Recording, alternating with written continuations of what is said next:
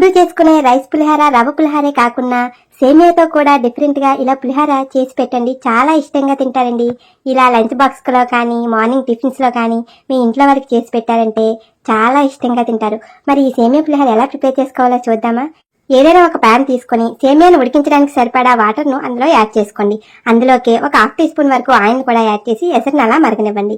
ఇంతలో ఒక ప్యాన్ పెట్టుకుని అందులో తాలింపుకి సరిపడా 4 నుంచి 5 టేబుల్ స్పూన్ వరకు ఆయిల్ని వేసుకొని జీడిపలుకులు అనేవి ఆప్షనల్ అండి.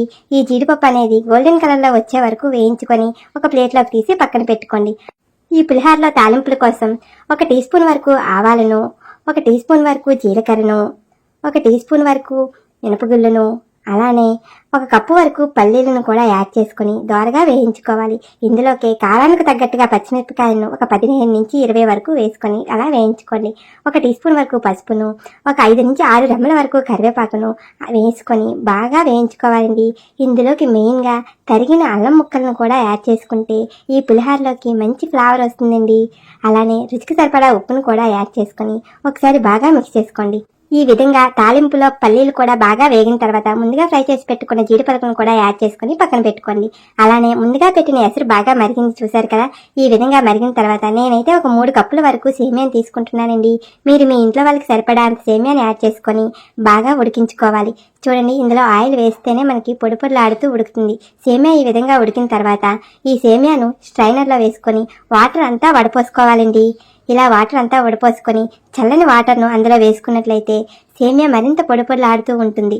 ఈ విధంగా సేమియా మొత్తాన్ని వాటర్ పోయిన తర్వాత అందులోకి ఒక హాఫ్ టీ స్పూన్ వరకు ఆయిల్ని యాడ్ చేసుకొని ముందుగా తాలింపు వేసి పెట్టుకున్నాం కదా, ఆ తాలింపు అంతటిని ఆ సేమియాలోకి యాడ్ చేసుకోవాలి.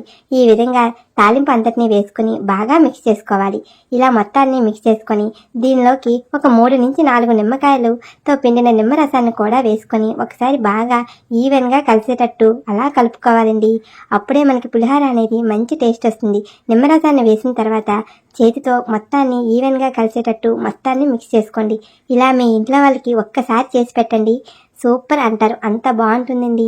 మరి మీరు కూడా మీ ఇంట్లో వాళ్ళు ట్రై చేసి ఎలా కుదిరిందో కామెంట్ సెక్షన్లో కామెంట్ చేయండి. కొత్తగా ఎవరైనా చూస్తున్నట్లయితే ఇప్పుడే మన ఛానల్ని సబ్స్క్రైబ్ చేసుకోండి. చివరిగా కొద్దిగా కొత్తిమీరని యాడ్ చేసి సర్వ్ చేసుకోవడమే. ఎంతో టేస్టీ అయిన సేమియా పులిహార రెడీ అండి. మరి మీకు నచ్చిందా? ఒక లైక్ చేయండి.